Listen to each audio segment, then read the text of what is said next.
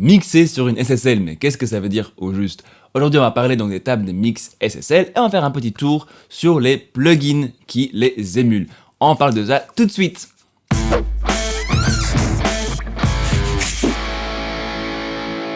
Bonjour et bienvenue à l'Académie du Gros Son, moi c'est André et aujourd'hui donc on va parler des tables de mix SSL. Solid State Logic, c'est une marque légendaire aujourd'hui de matériel audio et notamment des consoles de mix, des grosses consoles qu'on appelle des consoles large format. SSL a commencé à se faire sa petite place dans l'industrie dans les années 70, les années 80, a vraiment un gros boom d'utilisation de cette table et de ce matériel audio. C'est responsable donc pour plein de gros hits, pour ce son bien unique à SSL. Et on va parler de tout ça aujourd'hui, mais surtout, ce qui m'intéresse moi, c'est de vous donner quelques petits indices, petite idée de comment utiliser les plugins modernes qui émulent le matériel SSL. Savoir un tout petit peu comment ça sonne, à quoi s'attendre et comment, je vais vous donner quelques petits conseils, comment est-ce que moi j'utilise et comment est-ce qu'on peut en sortir le meilleur. Donc avant d'attaquer dans le sujet, on va parler aujourd'hui pas mal des EQ. Alors pour ceux qui ne savent pas nécessairement quelle plage de fréquence sur quel instrument a vraiment un impact sur quel aspect de cet instrument, donc par exemple c'est où la grosseur d'un kick, c'est où l'attaque des guitares électriques, etc. Nous avons préparé avec Gérald pour vous un petit bonus gratuit qui ressemble à ça. Et c'est donc il s'agit d'un tableau de fréquences par instrument avec une petite description de ce que ces fréquences font au niveau du timbre. Vous pouvez avoir ça gratos et plusieurs autres bonus si vous allez vous inscrire sur academiedugrosson.com/bonus. Vous mettez votre mail là-dedans, vous mettez votre prénom, marquez que c'est bon pour vous envoyer des mails, hop, et c'est bon, vous recevez tout de suite un petit mail avec des liens vers nos bonus gratuits. Et évidemment, c'est via là aussi qu'on partage plein de trucs un peu cool qu'on ne partage pas nécessairement sur YouTube. N'hésitez pas d'aller vous inscrire là-dessus. Sans plus tarder, attaquons tout de suite dans notre sujet. Donc, SSL, une marque qui a vraiment donné une certaine façon de travailler et un certain son dans l'industrie musicale. Donc surtout la fin du siècle dernier, mais aussi toujours beaucoup aujourd'hui. De nos jours, que ce soit Dr. Dre avec Eminem, Tupac, 50 Cent, etc., jusqu'à CLA, donc Chris Love LG, qui est un ingé mix, qui a travaillé avec Green Day, Avril Lavigne, Nickelback.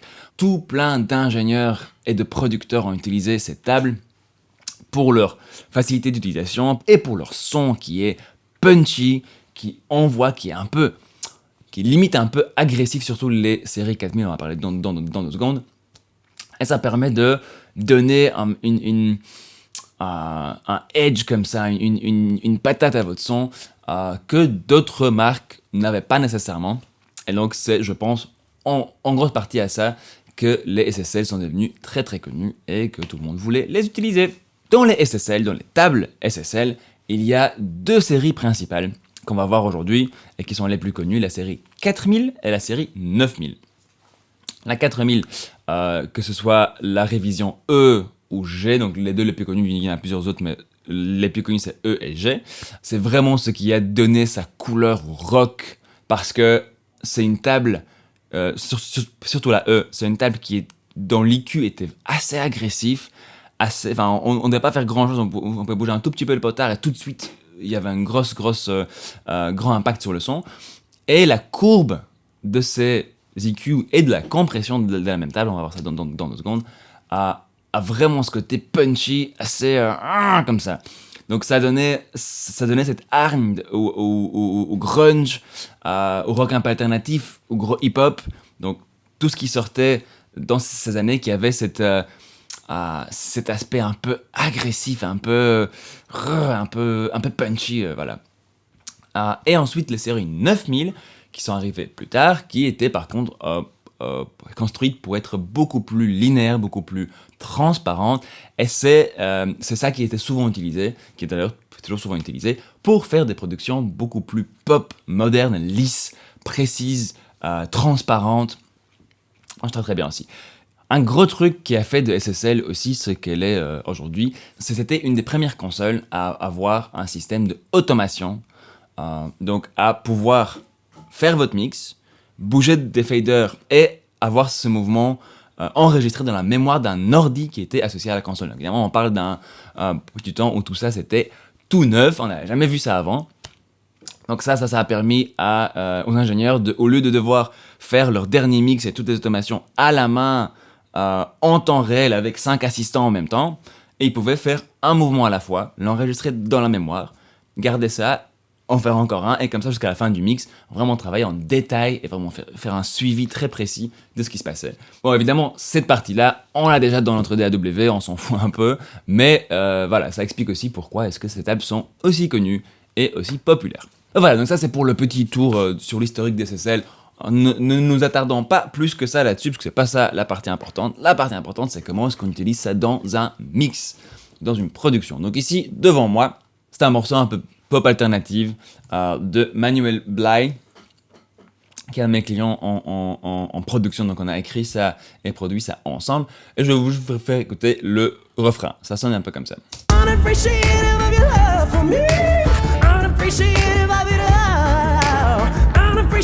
Donc voilà, ça sera notre exemple aujourd'hui.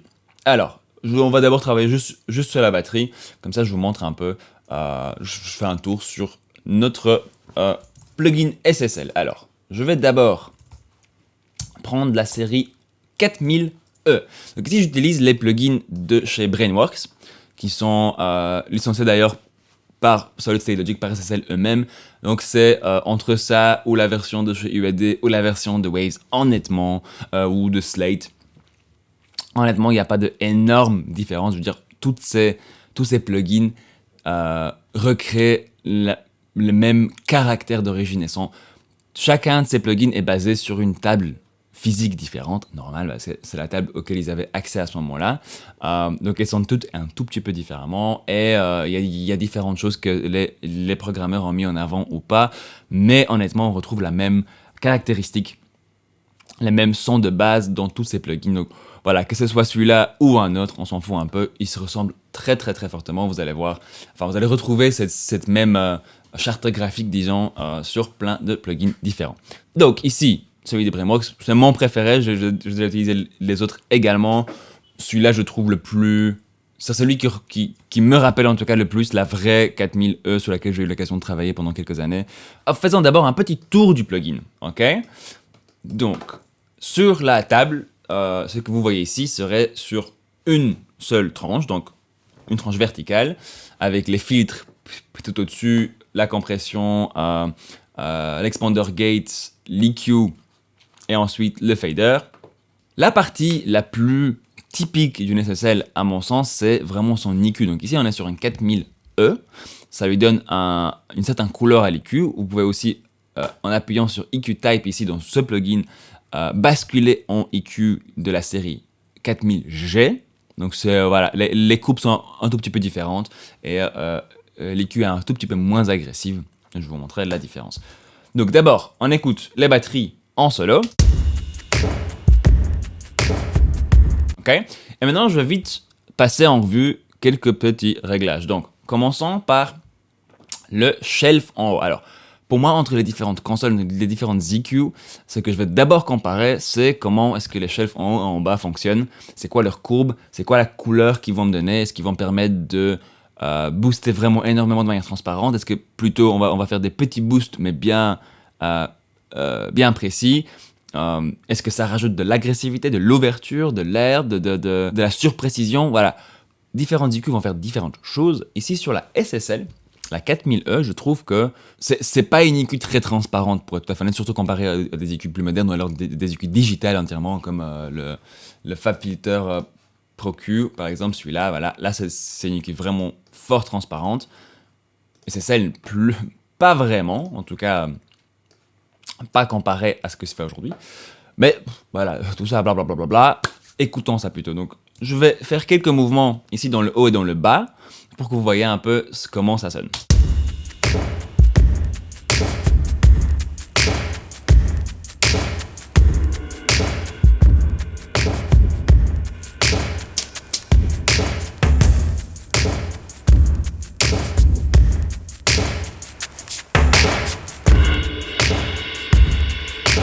Ouais, ici j'ai poussé pas mal dans les aigus. C'est pas une IQ super colorée non plus. Mais ça fait tout de suite ressortir un peu l'agressivité comme ça qui est assez intéressante. Alors, autant dans le bas que dans le haut, vous avez un petit bouton Shelf qui, quand on appuie, il s'appelle Bell. Alors, ça dépend voilà, comment c'est fait sur chaque plugin, mais ce que ça veut dire, c'est quand il n'est pas appuyé, c'est un EQ Shelf, donc un EQ qui booste à partir de la fréquence sélectionnée tout en haut, voilà, jusqu'à l'infini, et l'inverse ici aussi. Par contre, si on appuie sur Bell, ça devient un EQ semi-paramétrique, donc avec la fréquence et le boost ou le cut à cette fréquence-là. Comment est-ce que ça sonne? Donc pour faire ressortir un peu le détail de la snare.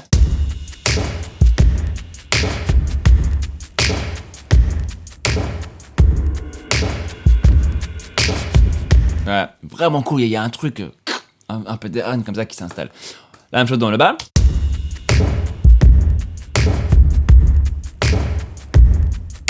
Voilà, c'est une EQ qui est connue pour être punchy, qui a ces courbes et ces couleurs qui facilitent fortement le fait vraiment de donner du punch et de la puissance. Donc, moi, ce que je ferais par exemple sur ces batteries, pour booster un tout petit peu le kick, c'est on se met en belle ici, on va aller chercher une petite fréquence de fondation du kick.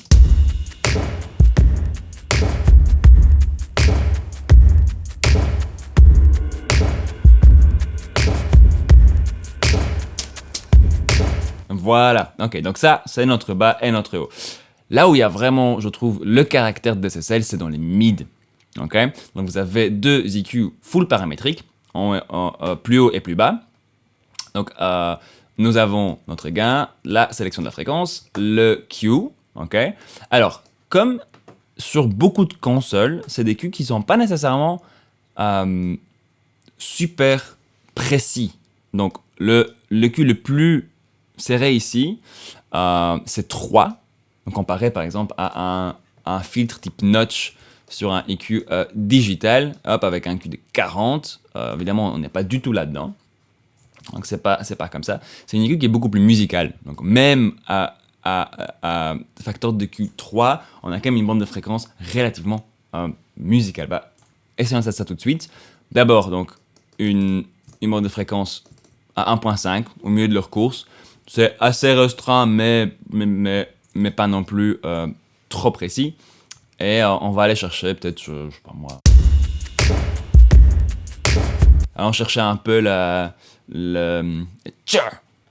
la snare, elle est chargée.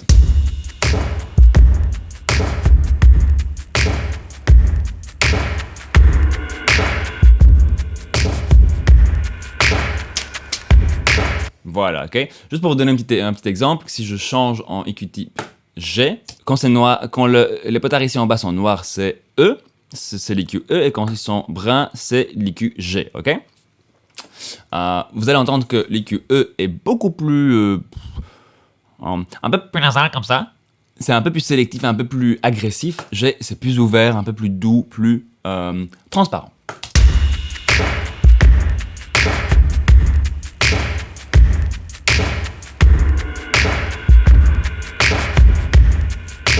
Donc voilà, déjà la première différence entre la série E et la série G, ils ont fait des EQ un peu moins drastiques, un peu moins colorés, pour pouvoir faire plus de style avec. Donc voilà, ça c'était un peu la couleur, ce côté un peu nasal comme ça, c'est vraiment typique je trouve de la SSL.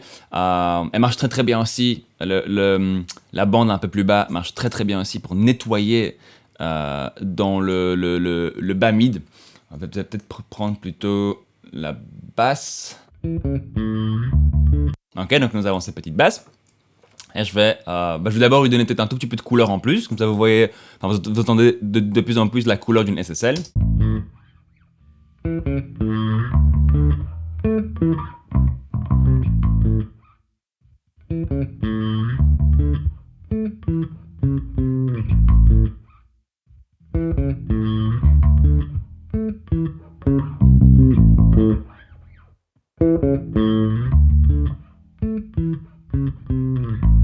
Voilà, ici par exemple dans le bas, donc je vais booster un peu ce que je suis en train d'enlever. On joue un peu avec le cul comme ça, vous voyez à quel point est-ce qu'il il s'ouvre et il se referme.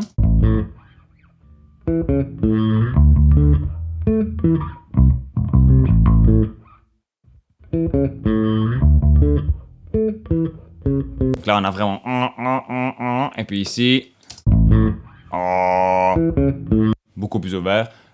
Donc, une IQ très musicale. Honnêtement, c'est difficile. Voilà, là, je suis à plus 14 dB et ça reste plaisant, ça reste cool. Alors, donc ici, nous avons quelque chose d'assez musical. Je vais vite enlever peut-être ce petit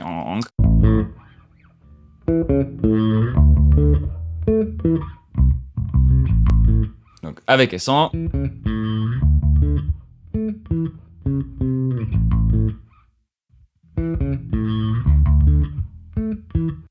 Je trouve qu'elle a tout de suite ce truc un peu plus agressif et j'ai juste fait de l'EQ. Donc pour l'instant, il n'y a pas de compression, il n'y a rien. On a juste bougé un tout petit peu l'EQ. Bon, voilà, mais c'est vraiment la couleur typique SSL, je pense. Si vous n'entendez pas de quoi je parle, pas de souci, c'est fin. Voilà, et ça vient surtout avec l'expérience et l'expérimentation de différents types d'EQ, différentes couleurs, différentes courbes, pour commencer à vraiment entendre des différences dans la façon dont ces courbes réagissent. Et chaque EQ va réagir un peu différemment en fonction de la source. Je vais toujours choisir l'EQ la plus appropriée pour le job dans le style et dans la vision du morceau. Je sais par contre que je vais souvent utiliser les EQ SSL sur des batteries parce que j'aime bien ce que ça donne comme punch et comme sélectivité comme ça assez intéressante. Donc je reviens sur notre batterie. On va passer en vue la prochaine partie. Donc j'ai d'abord fait EQ, ensuite la compression. Ok, je vais revenir tout de suite dans ce qui se passe ici, Equalizer 2, vous avez ça sur plusieurs plugins aussi. On va revenir dans une seconde pourquoi c'est là. Donc, sur la compression. Alors, la compression de la SSL, la E en tout cas, c'est une compression qui est également, comme ça en EQ, assez punchy, puissante. Ça marche très très bien, de nouveau, sur des choses punchy, percussives. Je vais vous montrer vite fait deux réglages que moi personnellement j'aime bien sur une compression SSL. De 1, une compression sur une batterie pour faire ressortir le punch et la frappe.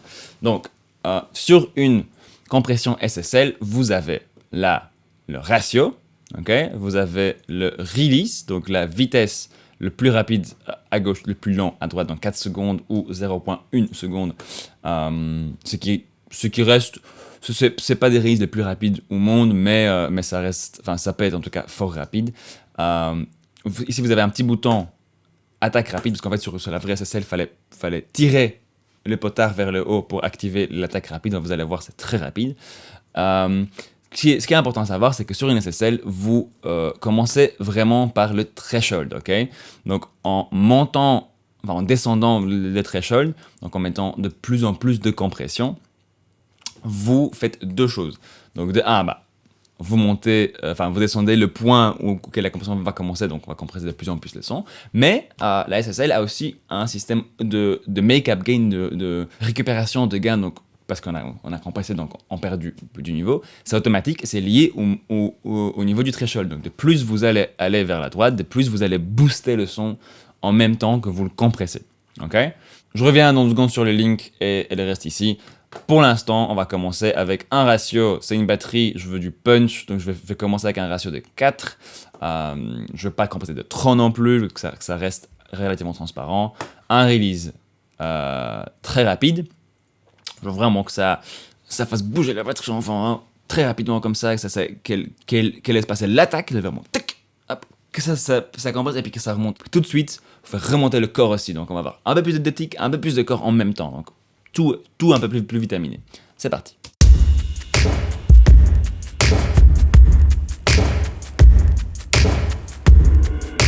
Avec et sans.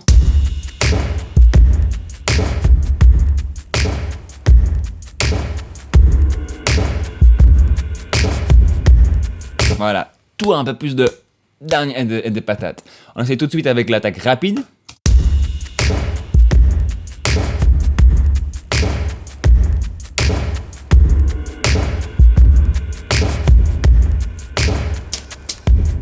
la compression comme ça, avec le release rapide, l'attaque lente d'abord, je vois comment ça sonne, et puis avec une attaque rapide aussi pour voir, parce que ça dépend juste de type de batterie, de type de groove que vous avez.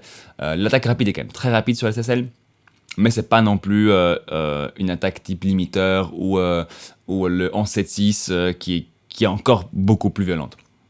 Donc, à expérimenter, c'est une compression qui est très simple, qui sonne bien sur pratiquement tout. En fait, juste la mettre sur presque n'importe quelle source.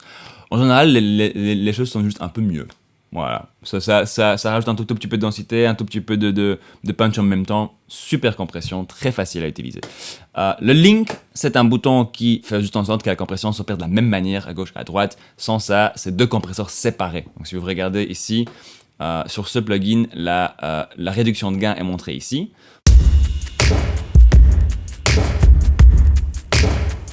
Voilà, donc j'ai pas le même mouvement à gauche à droite. Si je fais link, hop, il n'y en a plus qu'un seul. Tout bouge de la même manière, ok. Sur ce plugin, il y a encore 3 petits boutons en plus qui ne sont pas là sur la console de base. Vous avez un filtre des basses fréquences dans le compresseur, donc dans le sidechain du compresseur pour pas compresser sur les subs. Ça permet de garder les kicks bien à leur endroit et pas compresser super fort à chaque kick. Vous avez un mix, donc vous pouvez faire de la compression parallèle tout de suite dans le plugin, et vous avez un deuxième release pour une courbe un peu moins pumpy, qui pompe un peu moins, un peu plus transparente, mais bon voilà, c'est un peu plus complexe comme principe.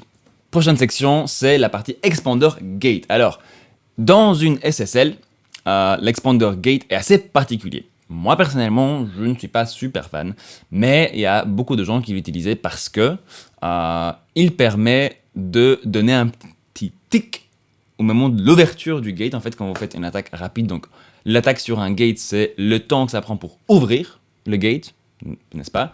Similaire que sur le compresseur, nous avons le threshold, ok? Donc, auquel moment est-ce que le gate s'active ou pas.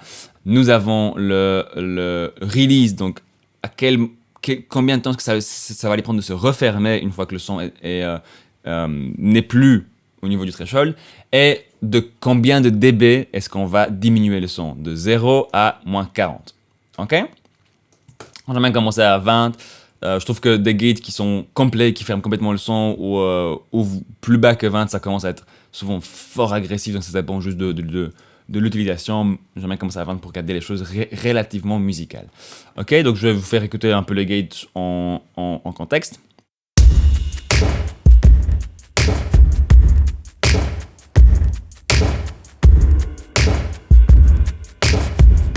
Là, on est en mode expander pour l'instant, ok? Donc c'est pour ça que vous avez aussi ces mouvements un peu plus doux, en mode gate.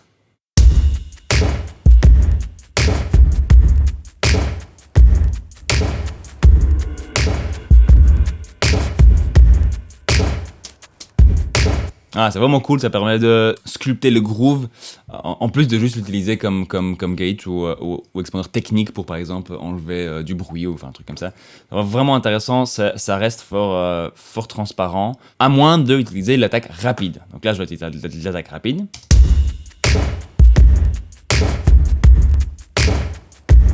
Vous entendez, il y a un petit tic qui se fait à chaque début de coup. Donc je vais l'enlever, et puis on va le remettre.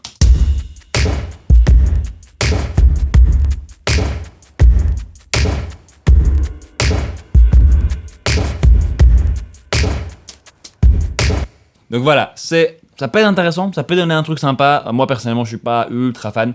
À expérimenter, il y a plein de gros albums rock par exemple qui ont utilisé ce petit tic comme partie du son de batterie pour donner un peu plus d'impact à la snare ou tom, etc. Dans ce plugin, vous avez aussi la version inversée, donc c'est le gate inversé, qui est en fait une sorte de compresseur bizarre, ok? Ça c'est intéressant, donc c'est le gate qui se ferme, mais quand il y a du son. Voilà. Ça peut faire des trucs intéressants et des mouvements assez funky. Alors, dernière petite section, c'est notre section filtre, ok? Bah, rien de très particulier. On les active, ici en tout cas sur ce plugin, avec les petites lupiotes ici. Donc le filtre passe au coupe bas, celle qui coupe dans les basses, et l'inverse qui coupe dans les aigus. Ok, donc on parle de 16 Hz à 350, et ici de 22, donc très très haut, hop, à 3 kHz, ça fait vraiment son radio. Voilà, comme ça. Et dans les versions de chez Brainworks, vous avez aussi le x3-3 qui permet de... Donc là, je peux aller jusqu'à 1050 Hz de coupe bas et jusqu'à 1 kHz. Donc on est vraiment très filtré. Voilà, il me reste plus grand chose. Il y a quelques petits boutons en plus. Dans une SSL, vous pouvez changer l'ordre des sections. Ok, dans la version de base, c'est d'abord les filtres, ensuite la section dynamique, compression et puis gate, et finalement l'EQ. Je peux changer ça si je j'appuie sur Equalizer tu pré-dynamique. Bah en fait, il est juste positionné après les filtres, mais avant la compression. Je peux envoyer les filtres dans le sidechain de mon compresseur. Donc là, ils ne sont plus actifs sur ce que j'entends en sortie de la table, mais je peux filtrer ce qui va faire travailler la compression ou le gate. Ok. Je peux également assigner l'equalizer ou sidechain de la compression. Avec tout ça, on peut faire un truc un peu funky et faire vraiment compresser ou gater notre son juste sur une seule fréquence, un seul élément. Donc voilà, ça c'était un peu le tour d'une table SSL. Je vais vous montrer tout de suite qu'en fait, entre les différentes SSL, il n'y a pas vraiment d'énormes différences. Okay, au niveau en tout cas de quoi tout ça ressemble. Donc ici, je vais vous ouvrir alors la SSL E. Voilà. Et on va encore prendre la SSL G. C'est les trois que j'ai ici. Hop. Voilà. Et donc nous avons la E, donc la plus ancienne. Ensuite la G, un peu plus moderne. Et la J, la 9000J. Donc là c'est 4000 E, 4000G. Et ici c'est une 9000J. Vous voyez, ça ressemble très très fort. On retrouve pratiquement les mêmes choses. Et la façon d'utiliser sera la même. La différence, c'est plutôt dans le son. Donc, la 4000E et 4000G, c'est un peu la même couleur, mais la G étant plus ouverte, un peu plus transparente, avec moins ce côté typique de la E. La 9000, par contre, elle est beaucoup plus clean, beaucoup plus transparente, beaucoup plus ouverte dans les basses et dans les aigus. C'était une console qui était capable d'aller jusqu'à 60 kHz, comme son filtre le permet. Bon, après, vous n'entendez pas moi non plus, hein, mais il y a un côté un peu hi-fi, enfin haute fidélité à cette table, qui la rend un peu plus intéressante pour tout ce qui est production très moderne et très lisse. Mais, comme vous voyez, c'est presque la même chose. Et on retrouve donc les mêmes principes et les mêmes idées sur les trois plugins ici. Voilà, ça fait le tour des SSL et des plugins SSL. J'espère que ça vous aide un peu à apprivoiser les vôtres et que vous allez expérimenter avec tout ça, parce que c'est une couleur très chouette que je pense doit faire partie du arsenal d'un mixeur, ou en tout cas d'un producteur, de savoir c'est quoi une couleur SSL, pourquoi on l'utilise, sur quel type de source et dans quel but. Voilà. Dites-moi dans les commentaires si c'était cool, si ça vous a intéressé, si vous voulez que je fasse ça sur d'autres plugins, d'autres marques. Voilà, n'hésitez pas, ce qui vous vient en tête. Je lis tout, j'essaie de répondre à tout et voilà. Merci énormément pour le temps passé avec moi. Et vous savez ce qu'il vous reste à faire, hein. Faites de la musique!